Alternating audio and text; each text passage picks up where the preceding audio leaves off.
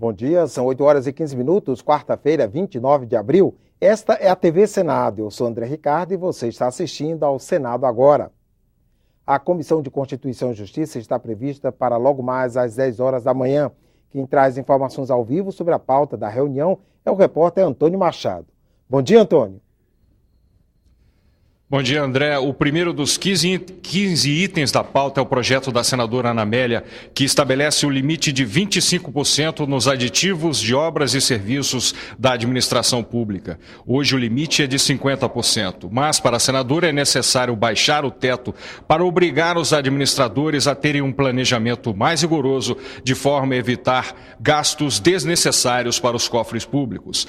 Também está na pauta, deve ser votado em turno suplementar, o projeto que cria a figura do principal condutor do automóvel, não necessariamente o proprietário, mas a pessoa que será registrada nos departamentos estaduais de trânsito e que será automaticamente a responsável natural por todas as infrações e multas atribuídas ao veículo. Deve ser lido também o relatório do senador Álvaro Dias sobre a indicação do advogado paranaense Luiz Edson Fachin para ministro do Supremo Tribunal Federal. O relatório é favorável. Com isso, na semana que vem está prevista a sabatina do indicado. Ele será ouvido pelos senadores, o advogado paranaense Luiz Edson Fachin. Em seguida, haverá a votação que pela primeira vez na Comissão de Constituição e Justiça será eletrônica para um indicado. Voltamos ao estúdio. Obrigado, Antônio. Confira agora a agenda de outras comissões do Senado para amanhã desta quarta-feira. A Comissão de Infraestrutura faz audiência pública para tratar de assuntos ligados ao Ministério dos Transportes. Entre os convidados está o ministro Antônio Carlos Rodrigues.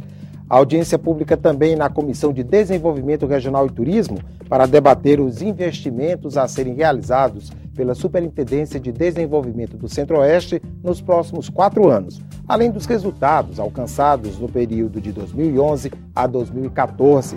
E na Comissão de Direitos Humanos, o primeiro item da pauta é o projeto que obriga bancos a disponibilizar o sistema Braille de leitura nas teclas dos caixas eletrônicos.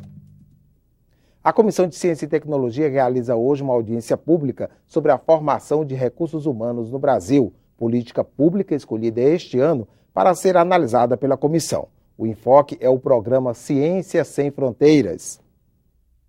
A meta do programa Ciência Sem Fronteiras é oferecer até este ano 101 mil bolsas para estudantes brasileiros fazerem estágio no exterior e também atrair pesquisadores estrangeiros para o Brasil. Os senadores da Comissão de Ciência e Tecnologia consideram o programa crucial e querem conhecê-lo melhor para, inclusive, propor melhorias.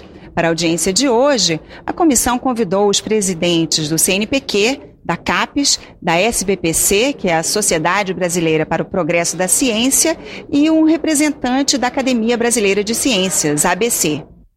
A Câmara aprovou nesta terça-feira projeto que acaba com a exigência de que produtos transgênicos tragam nos rótulos e embalagens o símbolo da transgenia.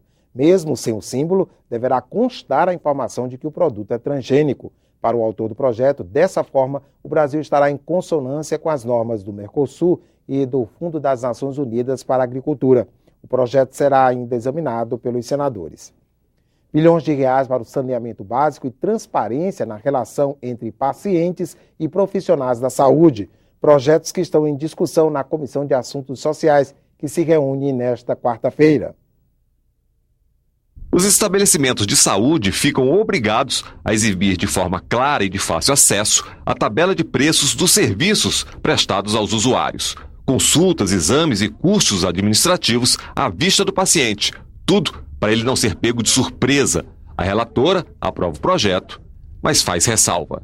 Às vezes, um paciente não coberto por plano de saúde chega numa emergência de hospital particular e precisa de um atendimento. E na primeira vista, o médico pode calcular um determinado procedimento que custa um determinado valor.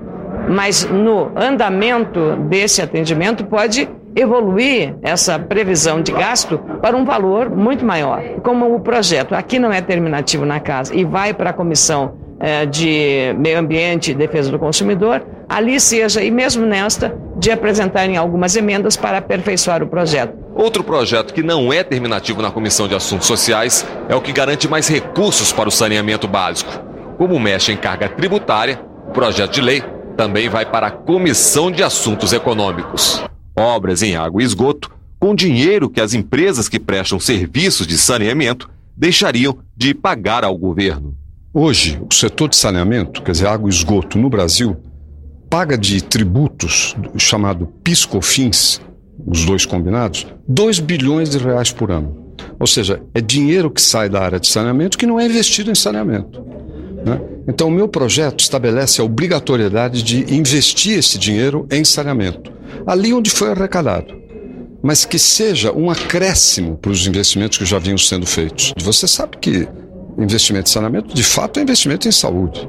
Então, nós vamos poder ter 2 bi a mais de investimentos em saneamento no Brasil, de maneira criteriosa, de maneira planejada.